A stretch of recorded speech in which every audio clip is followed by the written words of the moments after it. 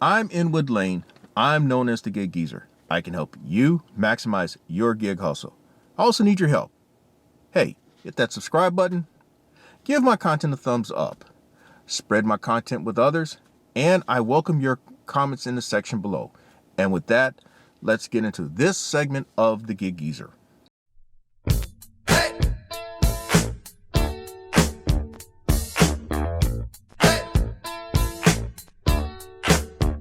It's Sunday morning, February 13th.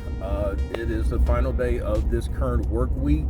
And the reason why I am doing this segment of the Gig Geezer, I am attempting to document whether I meet a milestone number in terms of money earned this week of $1,500. I am starting off this hustle just after 11:30, probably about 15 minutes a little later than when I wanted to, but I'm not panicking because me starting just after 11:30. I've accepted a GrubHub order for $12.70 from Jersey Mike. Usually I don't mention the customer's name, but this customer's name is Jethro, not Jethro B, but Jethro T. Jethro B as in Jethro Bodine from the Beverly Hillbillies. But anyway, the milestone number being at $1,500 is very much attainable today. I'm coming in at $1,294 and change. I have averaged so far this week just under $216 a day, a high $215. And just quite frankly, a typical Gig Geezer day should get me into that $1,500 milestone. I have shared in the past that for me to reach $1,500, the dominoes have to fall the right way for me, because typically my game is earning anywhere between $2.00 and $2.10, maybe $2.20 in a day. But this particular week, I did have one day in which I made a number, and that was $248 on Tuesday. But all the other days have been a typical Gig Geezer day, say for Friday's $218 day. That's a little more, but it's still within a typical Gig Geezer range. But anyway, I'm going to get back with you once I've picked up the order, and we'll continue with the conversation. I do stand to be corrected though, but if memory serves me correct, Jethro was the in-law of Moses. That said, as I was backing into my parking space at Jersey Mike, I got a UberEats notification for $18.72 for Papa John Pizza. That location is about within 10 minutes from this drop-off point, and then the drop-off point from Papa John is about another 10 minutes. So the Gig Geezer stands to make about $31 in the first 30 to 40 minutes, which is a decent start on a Sunday. Now, my premise for saying a decent start for a Sunday is, as of course, times have been much slower, but the Gig Geezer has had his struggles on Sundays. I think a lot of it has to do with the fact that it's a weekend, and with changing customer habits. People are going to church, people are going out to eat, and so the first half hustle is not always the most profitable one or the most lucrative one. Now, overall, Sundays have been I'm not gonna say Sunday is like the day that I really count on, because last week Sunday, for example, I had a horrible Sunday. I finished at $182, and I staggered across the finish line because of things not going my way. And then the week before that, I did $251. So again, the goal is to have a typical Gig Geezer day. Anything in between $205 and $215 would definitely put me over the $1,500 threshold. So I'll get back with you once we've picked up the Papa John order and talk a little further. Well, it just dawned on me, this Papa John order is at a location that I rarely pick up from. The reason I rarely pick up from this location is because, number one, of its proximity to the rest of the greater Columbia metropolitan area. A lot of orders from this way. If you get an order from out this way, it's pretty much going to a black hole type location. A black hole location for me is one where you go off into these deep, far reaches of a subdivision or development, and rarely do you have the opportunity of stacking an order with it, and so it becomes a one-off, type thing, and you waste a lot of time. So it's not always the smartest move. Well, obviously I jumped at this order because it was $18.72. What I failed to pay attention to and realize today is Super Bowl Sunday. Oh man. Unlike some folk, I really have no interest in the Super Bowl. I used to be a sports reporter, and that was my living. That was my chosen profession for over 10 years. And I was one of the best in the country. And I've got a lot of stories to share about my sports reporter days and all. But as it pertains to the gig economy, this is going to be a whack day, because as it gets closer to game time, you're going to have a lot of these places are going to be slammed with orders. And just in there, I told her I'm here for that big order. It's like, oh, that one. It's going to take me about another 20 minutes for that order. And the reason why it's going to take them another 20 minutes is because there's only 2 people in there. They are severely shorthanded. I think she's tried to get in contact with someone to come in, and there's no guarantee that another person is going to come in. And the other person, he's moving. Yeah, one of my favorite terms. Constipation is moving faster than him. So she's got a big challenge today. And so my challenge is, do I wait the 20 minutes and make $18.72, or do I pass on it and drive back in towards the metropolitan area with only $12.70 in my pocket? Well, we're back. The gig geezer has put himself in a bad situation after 1 hour. He's got only one order delivered. I waited 20 minutes or so, as was suggested by the young lady in the pizza joint, but she was the only one in there. I think the other one whose movements were slower than constipation, I think he went on and was out delivering orders, and so it was just her. And so the 20 minutes is realistically going to become about about an hour, I'm thinking, because she said it would take probably another 20 minutes or so before she finishes that order. The gig geezer isn't hanging around for that. The gig geezer is taking his loss. This is an example of when orders fail to materialize. A lot of times you make your best decision, and you go in hoping that things are at the worst perfunctory, in which there may be a little bit of a wait time, but that you're able to complete the delivery. And then other times it's bang bang, and you keep it moving. But this wasn't the case. Okay, so now what we're trying to do now is create some momentum. I passed on a couple of order opportunities already. One was a GrubHub for $6.50. No way. And then there was a BiteSquad for $7.50. I passed on it, but apparently BiteSquad really wanted, so they upped it another 50 cents to $8. And so the gig geezer accepted it, because that is generally my minimum for a single order within my order preferences. All right, so we've picked up the BiteSquad order, which is going to the State Nut House. And as I was in the process of parking, I got a order notification from La Isla Bonita, which means the beautiful island. The place is run by some Puerto Ricans, and they have a pretty good following there. I have completed several deliveries from that location, and typically orders are ready when you get there. Now, the reason why I took this order, even though I did not capture the screenshot, it actually is $10.21 and change, and it's showing 14 miles. Some of that is the total mileage from going to the restaurant and then to drop off. I'm not worried about the mileage on this one, because actually this one is one where you drop off from the State Nut House, get back on the road, and you head towards that drop-off location, which places me much closer to where I really want to be, and try to make some money for this first half hustle. So these two are going to give me 3 altogether, somewhere around $30, which is where I should have been about 25-30 minutes ago. And so I'm kind of close to back on. I can't make up for the lost time, but dollar-wise, it gets me back in play after about an hour and 20 minutes. Now, Isla Bonita is definitely a true Puerto Rican flavored place. I mean, it just gives you the sense of Puerto Rico, and I've never been there. I have been in contact. I have been involved with a Puerto Rican before, and so that definitely takes you back almost 40 years. But yeah, that's a pretty cool place. I don't know. I'm a very picky eater. In fact, I'm very notorious for being a picky eater. So I don't know what I would eat there if I eat anything, but definitely, I guess if I were to venture some type, I would go there.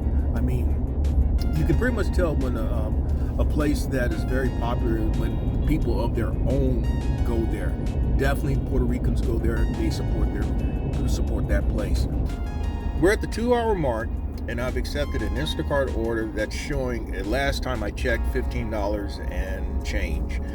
23, 24 items now. When I first accepted, it was at 22 items, but apparently the customer has added a couple more items. Now, it's been my experience that one of the tricks that some customers try to do is once you start shopping, they'll add a couple more items, and then what they'll do is they'll try to beat the system by once you've completed the delivery and so forth, they will come back and say that they're missing items and thereby get a refund on all or part of the order. Some of them will even go as far as trashing you in a rating by giving you a 1-star. They tend not to mess with the tip, but that is one of the tricks that they like to do. We'll see what happens with this order from the standpoint of my ability to execute finding all of the items that she's looking for. I am delivering to an apartment complex. It looks like it is a first floor. It's over in an area that's not the hood, but at the same time, it's going to an apartment complex. And quite frankly, the gig geezer have problems at times with apartment customers, as do a lot of us gig workers. It's something about these apartments. I mean, the people are shady a lot of times, and they make it bad for us. But that's a part of the gig life, and I'm not gonna say it's what we choose to do, but it's something that we learn to adapt to and try to still make things work to our advantage. Okay, so now we have left Public Supermarket, which is the site of the Instacart order. I ended up having to refund 3 items. Hopefully they won't be of great consequence. The initial offer amount was like $15 and change. Probably took it up to close to $16, and with 3 refund items, probably going to be paying around in the $14 range. And so, all that does is is another tick on the board for me. That's the 4th delivery. And while I was in the parking lot, just as I was leaving Public, I got this order from DoorDash. This is a classic order in which probably you jump on 95% of the time or better. 17 items, $9. It is from an Oriental restaurant that I've picked up numerous orders from, and the question is, how much is it going to pay?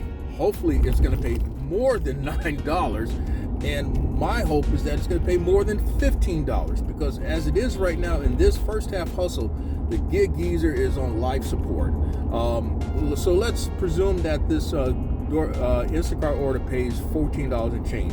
That puts me somewhere around $45. This order, if it pays $15, hopefully, or better, that puts me over $60 going into my 3rd hour.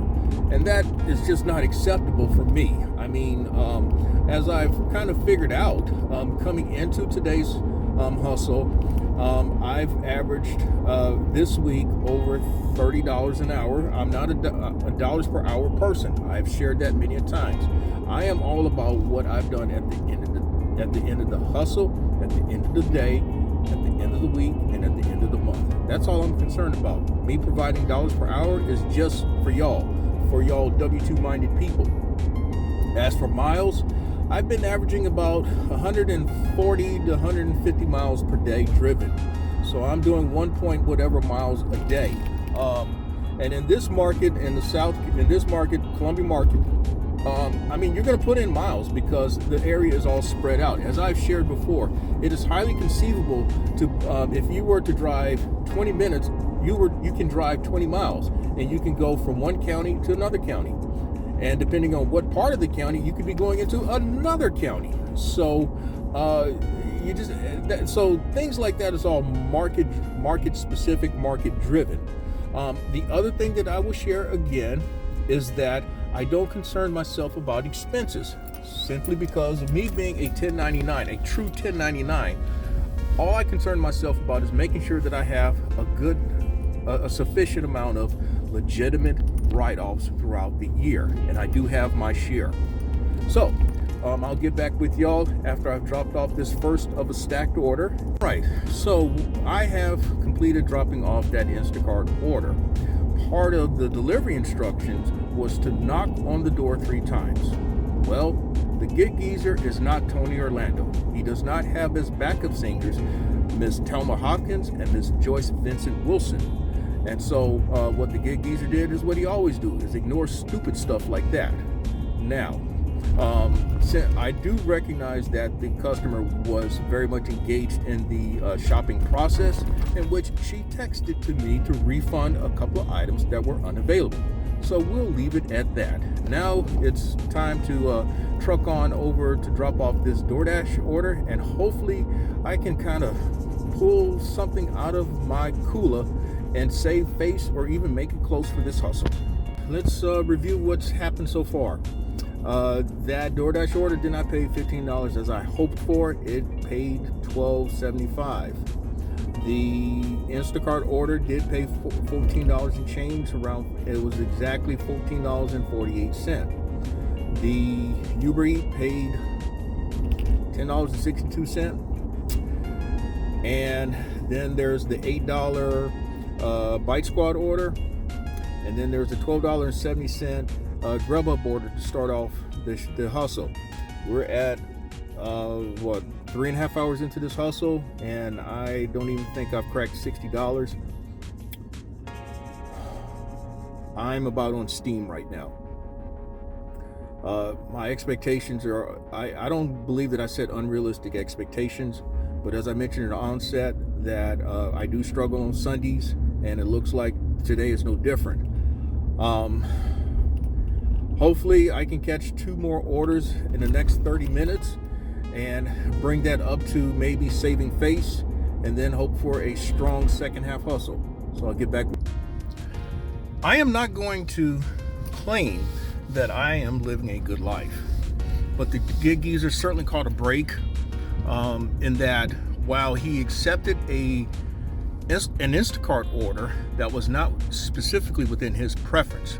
In fact, it was below his preference, but given that he was at $59 and change after three and a half hours, I took that stacked order showing for $25.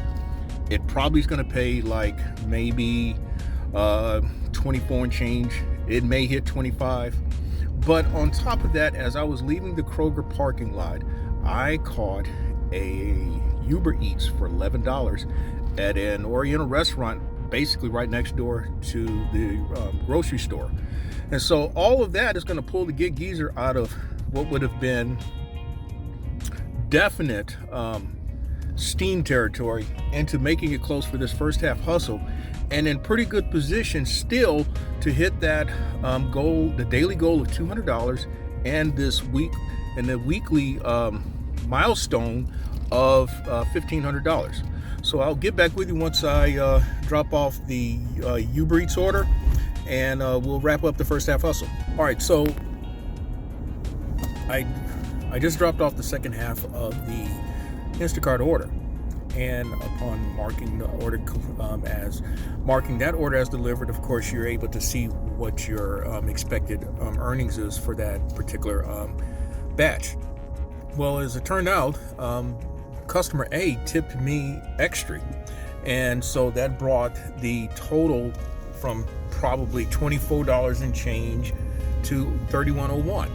And so it actually turns out that would be somewhat within the Gig Geezer's accepted parameters for a stacked double order on Instacart. Altogether, in 4 hours, the Gig Geezer actually made his number. The decision to take that Instacart, and then it just so happens being in the right place with that Hibachi Express order, that put the Gig Geezer at $100 and change for the first half. I caught a break there. Sometimes you need these breaks when you're out here doing your hustle, because certainly it looked like it was very dire, and I was on steam.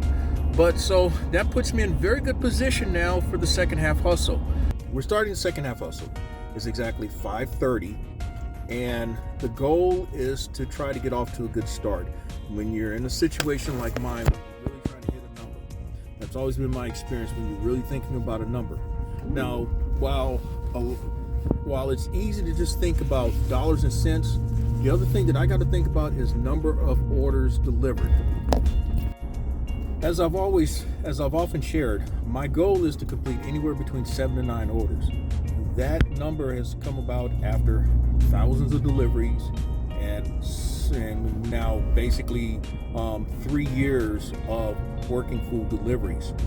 Now, first half hustle, going back, I think I completed 7 deliveries, and I made exactly $101 and change. So that's good. We're starting off this second hustle right off the bat with a DoorDash from Chili's. We're about a couple minutes away from the restaurant. Hopefully it won't be as backed up as Constipation. It's 7 items, $14.75 offer. It shows 10 miles away. But this may be an interesting one. It may just pay $14.75, or it could pay more. Now, if it does pay more, I'm hoping, this is just the Gig Geezer talking now, I'm hoping that it's going to pay over $20. And I'm hedging on that. My thinking is 25 or better, but I'm hoping for 20 or better. And if I can connect the dots with maybe 1 or 2 other orders once I get in the vicinity of where I'm going with this order, it is a very good chance that I could catch some orders. That'd be a pretty decent start. Am I going in the direction that I want to go? No, I'm just following the money on this one. Picked up this first order from Chili's. Chili's was rather quiet. As you can tell, the parking lot was not full, and it was rather quiet. The order was actually ready a couple of minutes ahead of time, which is quite surprising for that location. Usually, you can count on the majority of the time waiting a good 10 minutes extra for your order.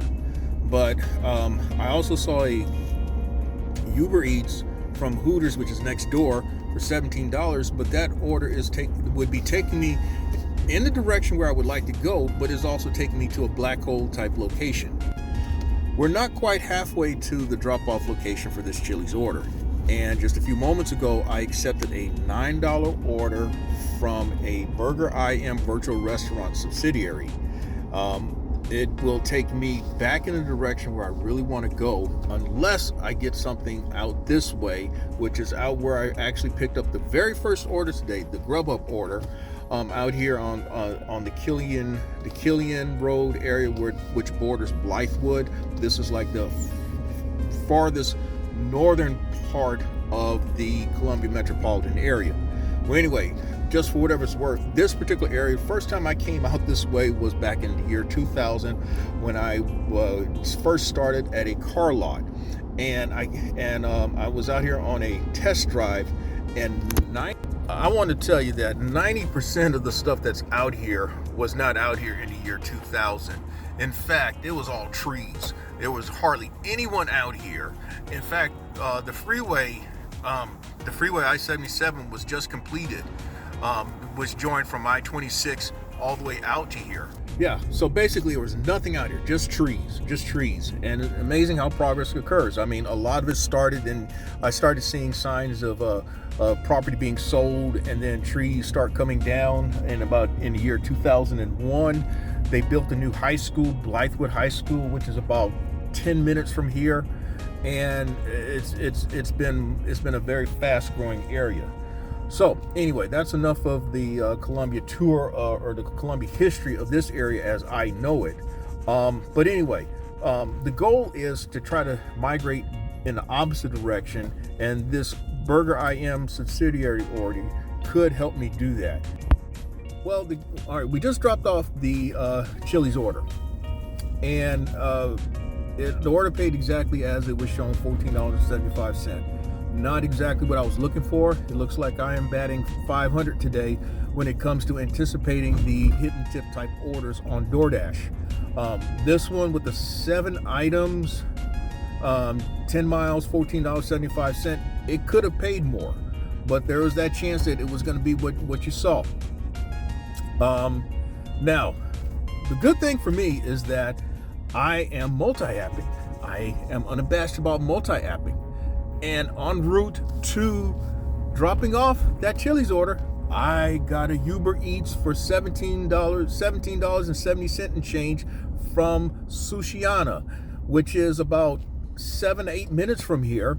And I still got that Burger IM subsidiary for $9. Both of them are going to be taking me in the direction that I want to go. The Burger IM is closer to the actual pickup, is actually closer to the to that pickup location, but long range, the Sushiana order is taking me exactly where I want to go.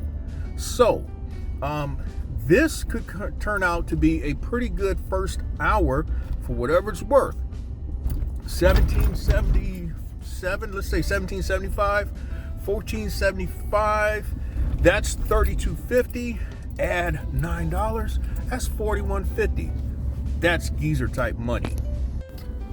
Well, maybe the gig geezer was spared some agony on that one. Burger IM was closed today. There are places that are actually closed today. They just rather not deal with the Sunday/Super Bowl traffic, or it could be that they just ain't got nobody to work today, and that's the case with a lot of places. But I've got this other pickup. I know that they're open. They're open on Christmas, so that's a good thing. It takes me down where I want to go. It's not like I'm empty-handed coming up this way. And so I'll get back with y'all once I'm close to the drop-off area. Now, I just dropped off the UberEats order, and I had the option of choosing between a BiteSquad and a DoorDash order. The first BiteSquad order was for $10.42 and would be taking me in the opposite direction, or I could deliver a stacked order to the same person to an address that is much closer and in the vicinity of where I'm wanting to work this evening. Now, as it turned out, that was the right choice, because I also got a BiteSquad order from, of all places, Mellow Mushroom, and it's for $10, but it's going in the vicinity of the DoorDash order. About $32 and change made so far. The two orders with DoorDash and BiteSquad, it could be more with the DoorDash. I've seen that happen, but at a minimum, we're looking at $24.25, and so that puts me at $56 for the first hour and change. Okay, so we have dropped off both of those orders in that multi-app stacking. In addition to the $10 from the BiteSquad order, the DoorDash order actually paid $16.25, so that was a couple of dollars over what was shown on the order on the acceptance screen. And so altogether, we're looking at, for this second half hustle so far, after an hour and a half, we're looking at right at about $58 and change, maybe just under $59. And add that to the 101 and change for the first half hustle, we're probably at $1.60 at this juncture. So, full orders delivered. I need to get the minimum of 3, as many as 5. I've also accepted a GrubHub order for $11.24. That doesn't go too far, and that's where I'm en route to.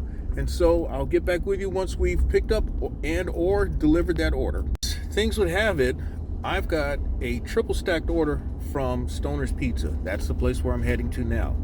That order is for $22.94. the last address, even though it's showing 16 miles, is taking me back out towards home. And I'm okay with that, because if I'm at $1.60 and change now.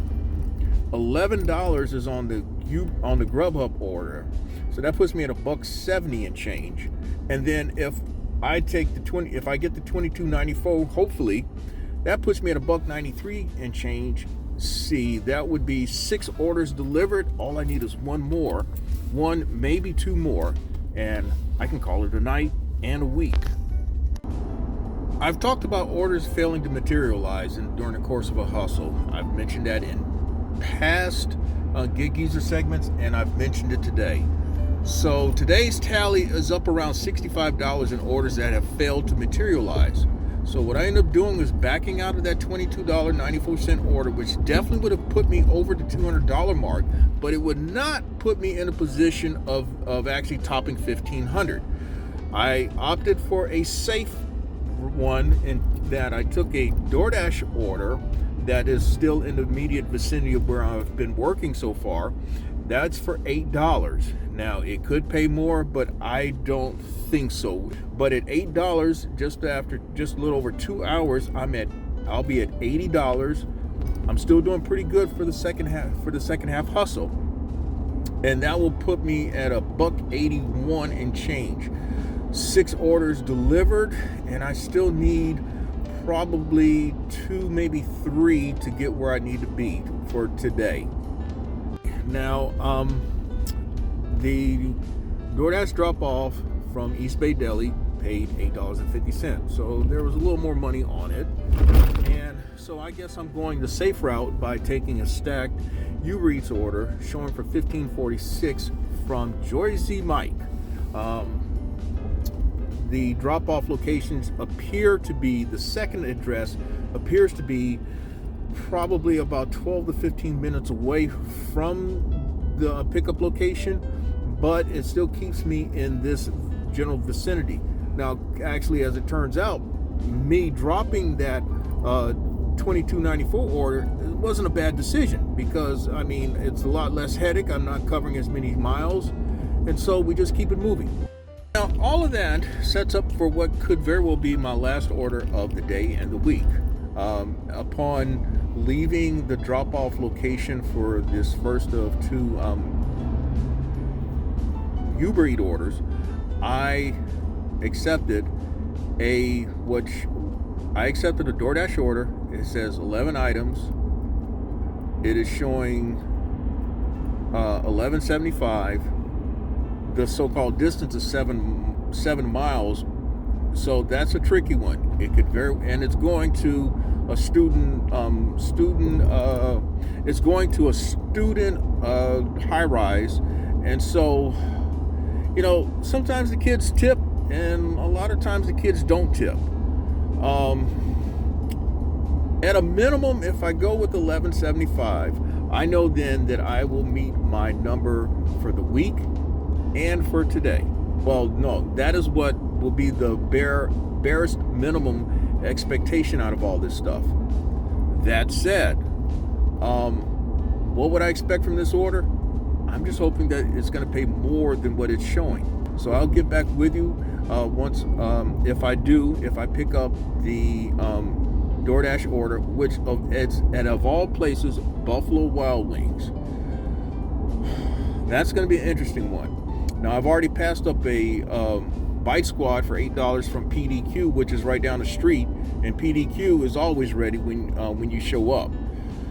I can only hope then that maybe there's something else out there that will get me to where I want to be. If you've reached this point in this segment of the Gig Geezer, thank you. Thank you for hanging out with me all the way from the start of my hustle this morning to the end this evening. We're a little over 3 hours completed with this hustle. And without keeping any suspense, the Gig Geezer did get that next order. It was a $9.86 GrubHub order from Nick's Euros. Well, the significance of this GrubHub order is that it got the Gig Geezer past the finish line and over the goal line. And that's what it was all about today. I came in at $1,294 and change. I needed to do $205 and change, and the Gig Geezer finished just over $1,500 for the week. And for the day, at least the second half also, if I'm adding correctly, I did just over $104, and so that was done in a little over 3 hours. You may, for all you hours people, that's a little over $36 an hour. If you go 3 hours, it's if you do exactly 3 hours, it is $34 an hour. But it was more like about $32 an hour, because it was about 3 hours and 15 minutes that it took me to complete this hustle. As for the actual week, $1,500 was accomplished in about 40, is somewhere about 50 hours. So I hit right at $30 an hour, because I put in 7.5 hours a day. I already came in at 42.5 hours for the week. So yeah, 50 hours, $1,500. $30 an hour. Total miles is about 150 miles, but miles don't mean nothing to me, especially in this market. What can I take from this? Now, what you saw was how I go about multi-apping, how I try to connect the dots, how I try to stack orders across multiple apps. You saw some of the decisions I made. You saw how over $60 worth of orders failed to materialize, and in spite of all that, I still make over $200. That's no small accomplishment. This is what I've been able to do consistently. I've been able to average consistently $200 or more each day. I regularly reach $1,400 in a week, and I'm on pace to do $6,000 this month, but that's not going to happen. I can tell you that, because there's 28 days in a month. And I can tell you this week I probably won't hit $1,400, because I know that I won't be out for an entire hustle one of the days this week. Now, I've seen some folk whose channels I subscribe to, they're sharing how they've experienced their worst week ever. Others are sharing how they are having to pull tricks to try to make anywhere close to what they're usually making. My main trick right now as it's always been, has been multi-apping. Yesterday, it was across all 6 of my main apps. And one other day this week, it took me all 6 apps to reach my numbers. What was also significant this particular week is that I did 200 or more every single day.